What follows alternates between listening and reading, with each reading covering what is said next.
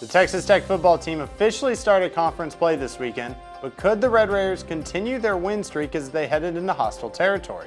Coming up, MCTV's Malone Graham has the details on Saturday's showdown in Austin. It may be hard to believe, but December commencement is just over 2 months away.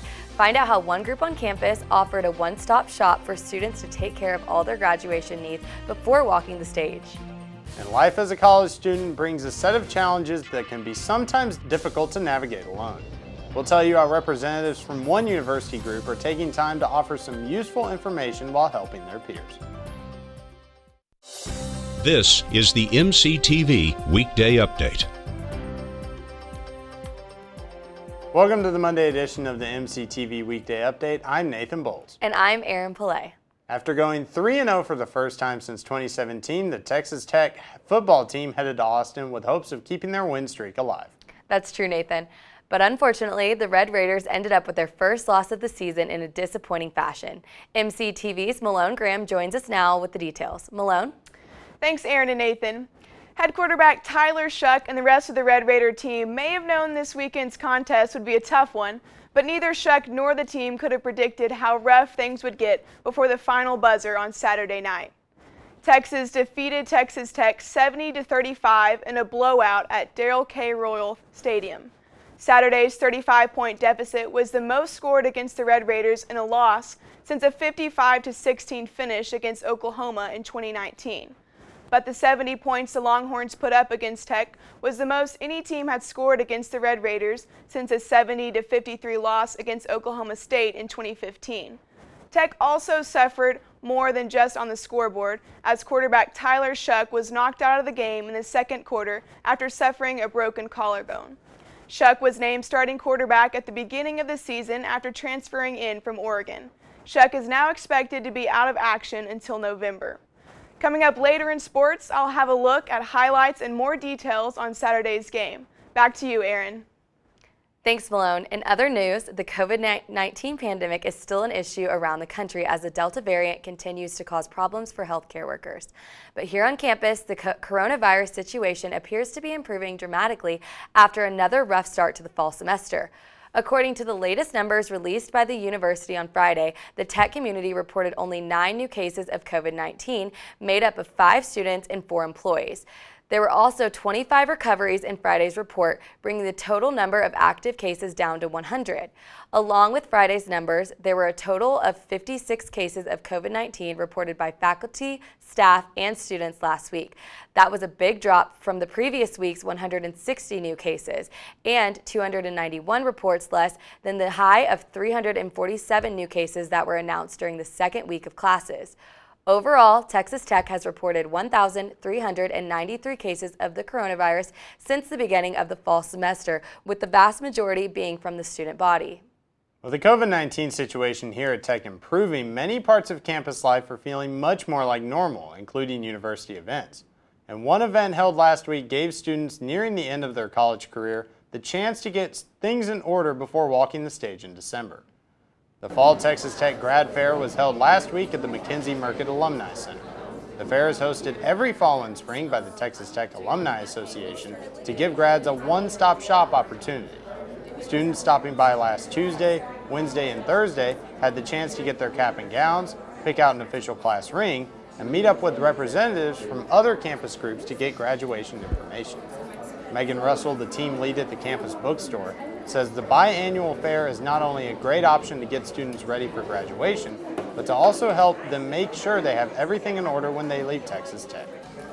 Definitely to prepare them for their big day, of course, but also to prepare them for after. We have some people here that are ready to help people with the future or any type of alumni assistance as soon as they get older and want to be a part of Texas Tech alumni, but also like class rings, something that can stay with you and stay in your family for a while.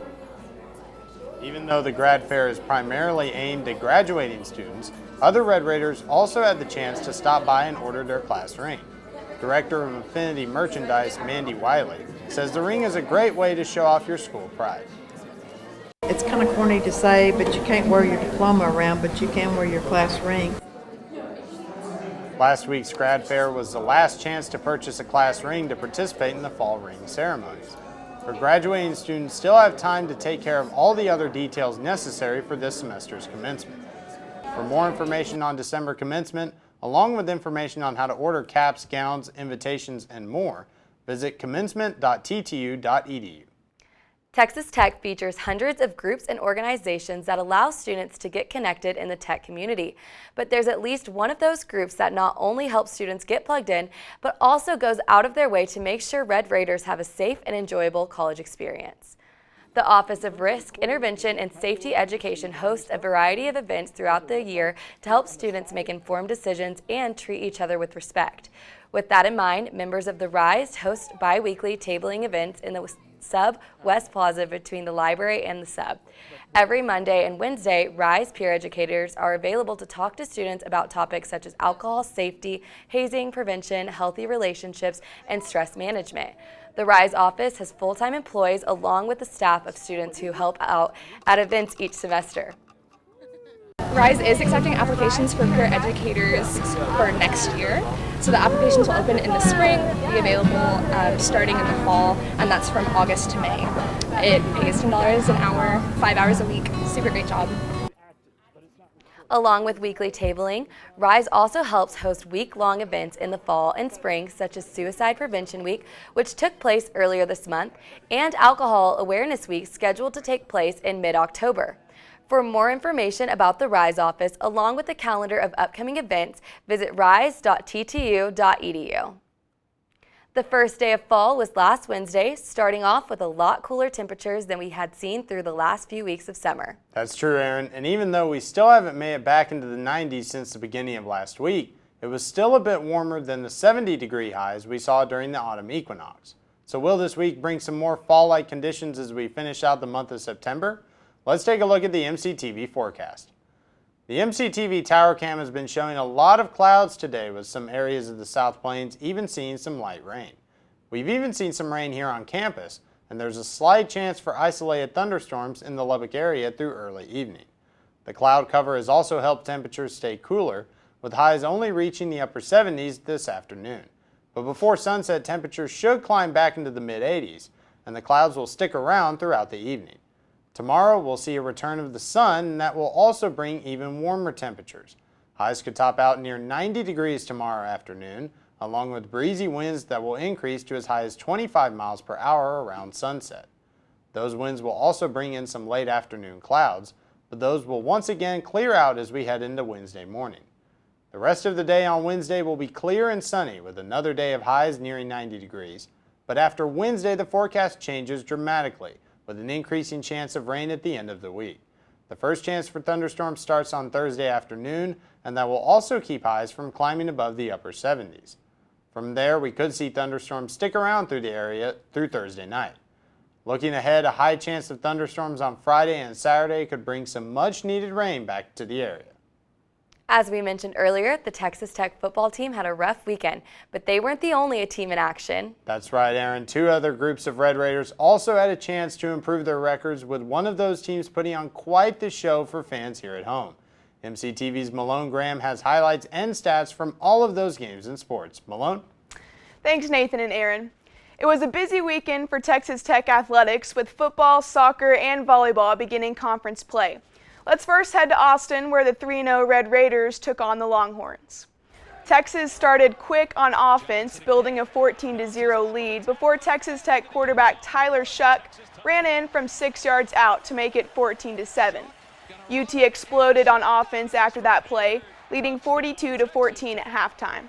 Tech added 3 more touchdowns in the second half after Henry Colombi replaced a hurt Tyler Shuck, but the defense could not stop Texas quarterback Casey Thompson, who threw for 5 TDs. Tech drops to 3-1 on the season after UT doubled them up 70-35. Up next, the Red Raiders play at West Virginia Saturday. Kickoff is set for 2:30 p.m. with TV coverage on ESPN2. In Lubbock, it was a tough weekend for Texas Tech volleyball as they lost their first 2 Big 12 matchups of the year to Kansas. Both games went the distance, with Tech coming up just short despite junior Reagan Cooper tallying 29 kills on the weekend. Alex Kirby added 87 assists with just 2 errors through 10 sets of play. The Red Raiders are now 10-5 and hit the road this weekend for a couple of matches against number 10 Baylor in Waco. At the John Walker Soccer Complex, the Red Raiders exploded into Big 12 play with the loud 7-0 win over Oklahoma on Thursday in front of over 1,300 fans. And last night, they held their opponent scoreless once again as they blanked Kansas State 2-0. Goalie Madison White protected the net with 6 saves between the two games, while captain Kirsten Davis led the offensive attack with 4 goals. This week, Tech will face Baylor on Thursday in Waco. First touch for Tech's next conference showdown is scheduled for 7 p.m., and if you're not headed to Waco, you can catch all the action on ESPN+. That's all for sports. Back to you guys in the studio. Thanks, Malone. An annual Lubbock tradition is back in full swing this year, and all this week you have the chance to go check it out. The Panhandle South Plains Fair is currently underway at the South Plains Fairground. The annual festival started last Thursday and will continue through Saturday. Despite the pandemic, the fair took place last year, but with a lot fewer offerings in recent years. But this fall, the fair is nearing normal conditions with dozens of rides in the midway, along with the return of many vendors. The fair includes several family-friendly shows such as hypnotists and performing pigs. You can also check out a petting zoo along with the exhibits featuring creations by local residents. The fair is open from 8 a.m. to 11 p.m. from now through Thursday and 8 a.m. to midnight on Friday and Saturday. Admission is free before 1 p.m. through Friday and 10 a.m. on Saturday. After that, tickets are $10 for students, $5 for children, and anyone under the age of 1 is free. For more information on the 2021 edition of the Panhandle South Plains Fair, visit southplainsfair.com. So Erin, are you planning to take a trip out to this year's fair? So I actually went last year and I had a lot of fun, so I'm definitely planning on going back. What about you? I might. I think I have to. It sounds pretty fun. It was a good time. That's all for today's edition of the MCTV Weekday Update. Thanks so much for joining us, and be sure to check ttuhub.net every day for more news. We'll see you on Thursday.